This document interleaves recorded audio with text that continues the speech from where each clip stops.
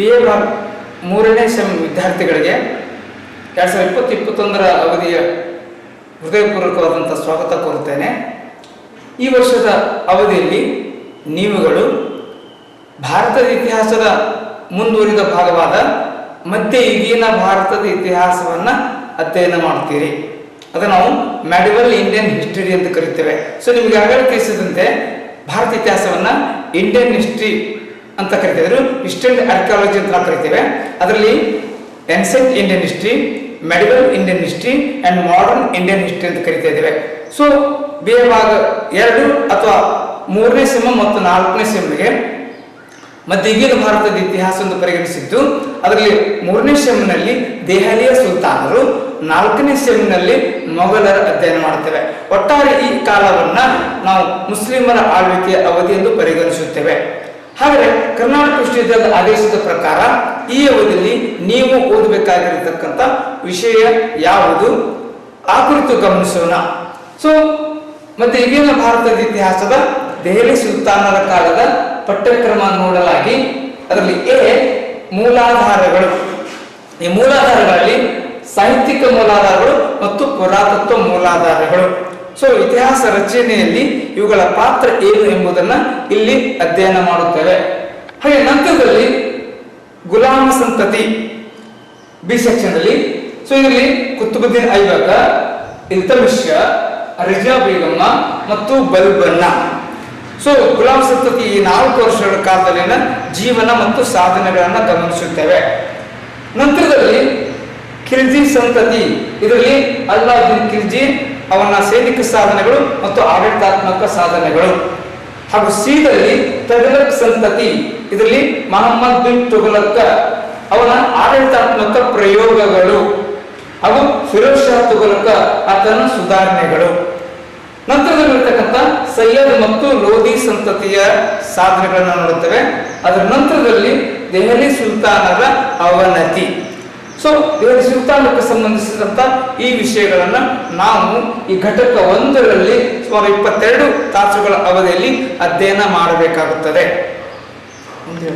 2ರಲ್ಲಿ ಸಾಮಾಜಿಕ ಆರ್ಥಿಕ ಸ್ಥಿತಿಗತಿಗಳ ಕುರಿತು ಅಧ್ಯಯನ ಮಾಡುತ್ತೇವೆ. ಅದರಲ್ಲಿ ಸಾಮಾಜಿಕ ಆರ್ಥಿಕ ಜೀವನ ಸ್ಥಿತಿ ದೆಹಲಿ ಸುಲ್ತಾನರ ಕಾಲದಲ್ಲಿ. ಹಾಗೂ ಬಿದಲ್ಲಿ ಭಾರತೀಯ ಮುಸ್ಲಿಂ ಕಲೆ ಮತ್ತು ವಾಸ್ತುಶಿಲ್ಪದ ಪ್ರಭಾವ. ಹಾಗೂ ಸಿದಲ್ಲಿ ಶೈಕ್ಷಣಿಕ ಮತ್ತು ಸಾಹಿತ್ಯಿಕ ಕೊಡುಗೆಗಳು ದೆಹಲಿ ಸುಲ್ತಾನರ ಕಾಲದಲ್ಲಿ. ಇವುಗಳನ್ನು ಸುಮಾರು 15 ತಾಸುಗಳ ಅವಧಿಯಲ್ಲಿ ಅಧ್ಯಯನ ಮಾಡುತ್ತೇವೆ.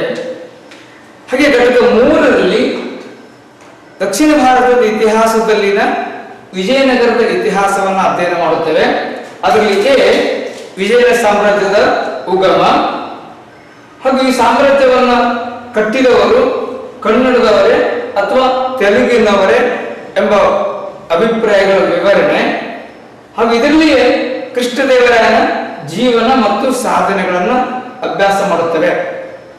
ಹಾಗೂ ಬೀದಲ್ಲಿ ಅಳಿಯ ರಾಮರಾಯನ ಇತಿಹಾಸ ಹಾಗೂ ಇವನ ಕಾಲದಲ್ಲಿ ಸಂಭವಿಸಿರ್ತಕ್ಕಂಥ ತಾಳಿಕೋಟೆಯ ಕದನ ಮತ್ತು ವಿಜಯನಗರದ ಅವನತಿಯ ಕುರಿತು ನಾವು ಗಮನಿಸುತ್ತೇವೆ. ಹಾಗೆ ಇದಲ್ಲದೆ ವಿಜಯನಗರದ ಧಾರ್ಮಿಕ ಕೊಡುಗೆ, ಸಾಹಿತ್ಯಿಕ ಕೊಡುಗೆ, ಕಲೆ ಮತ್ತು ವಾಸ್ತುಶಿಲ್ಪದ ಕೊಡುಗೆ, ಹಾಗೆ ಆಡಳಿತಾತ್ಮಕ ಕೊಡುಗೆ, ನಗರ ಜೀವನ ಮತ್ತು ವ್ಯಾಪಾರ ವಾಣಿಜ್ಯದ ಇತಿಹಾಸವನ್ನು ಗಮನಿಸುತ್ತೇವೆ. ಘಟಕ 4ರಲ್ಲಿ ದಕ್ಷಿಣ ಭಾರತದಲ್ಲಿ ಬರತಕ್ಕಂಥ ಏದಲ್ಲಿ ಬಹಮನಿ ಸುಲ್ತಾನರು. ಇದರಲ್ಲಿ ಬಹಮನಿ ಸುಲ್ತಾನ ಕಾಲದ ಪ್ರಮುಖ ರಾಜಮನೆತನಗಳು.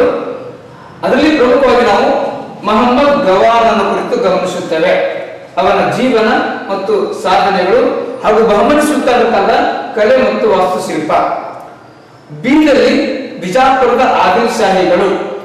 ಇದರಲ್ಲಿನೇ 1ನೆಯ ಅಲಿ ಆದಿಲ್ ಶಾಹಿ, ಇಬ್ರಾಹಿಂ ಆದಿಲ್ ಶಾಹಿ ಹಾಗೂ ಅವರ ಕಾಲದ ಸಾಹಿತ್ಯಿಕ, ವೈಜ್ಞಾನಿಕ, ವಾಣಿಜ್ಯ ವ್ಯಾಪಾರ ಮತ್ತು ಕಲೆ ವಾಸ್ತುಶಿಲ್ಪದ ಕೊಡುಗೆಗಳನ್ನು ಅಧ್ಯಯನ ಮಾಡುತ್ತೇವೆ. ಹಾಗೆ ಸಿದಲ್ಲಿ ಭಕ್ತಿ ಪಂಥ ಮತ್ತು ಸೂಫಿ ಪಂಥ, ಇದರಲ್ಲಿ ಕಬೀರರು, ಗುರುನಾನಕರು, ಮೀರಾಬಾಯಿ, ಕನಕದಾಸ, ಪುರಂದ್ರದಾಸ, ತುಕಾರಾಮ್ ಮುಂತಾದವರು. ಹಾಗೆ ಸೂಫಿ ಸಂತದಲ್ಲಿ ಮೈನುದ್ದೀನ್ ಚಿಸ್ತಿ, ನಿಜಾಮುದ್ದೀನ್ ಔಲಿಯಾ ಮತ್ತು ಬಂದೇ ನವಾಜ್ ಇವರುಗಳ ಕುರಿತಾಗಿ ಅಧ್ಯಯನ ಮಾಡುತ್ತೇವೆ. ಹಾಗೂ ಘಟಕ 5ರಲ್ಲಿ ನಕ್ಷೆಗೆ ಸಂಬಂಧಿಸಿರ್ತಕ್ಕಂಥ ವಿಷಯ. ಎದಲ್ಲಿ ಅಲ್ಲಾವುದ್ದೀನ್ ಖಿಲ್ಜಿ ಸಾಮ್ರಾಜ್ಯವನ್ನ ಗುರುತಿಸಿ ವಿವರಿಸಿರಿ. ಹಾಗೂ ಬಿದಲ್ಲಿ ವಿಜಯನಗರ ಸಾಮ್ರಾಜ್ಯದ ಕಾಲದ ಕೃಷ್ಣದೇವರಾಯನ ಸಾಮ್ರಾಜ್ಯವನ್ನ ಗುರುತಿಸಿ. ಸೊ ಒಟ್ಟು 5 ಘಟಕಗಳಲ್ಲಿ ನಾವು ಈ ಅವಧಿಯಲ್ಲಿ ಅಧ್ಯಯನ ಮಾಡುತ್ತೇವೆ.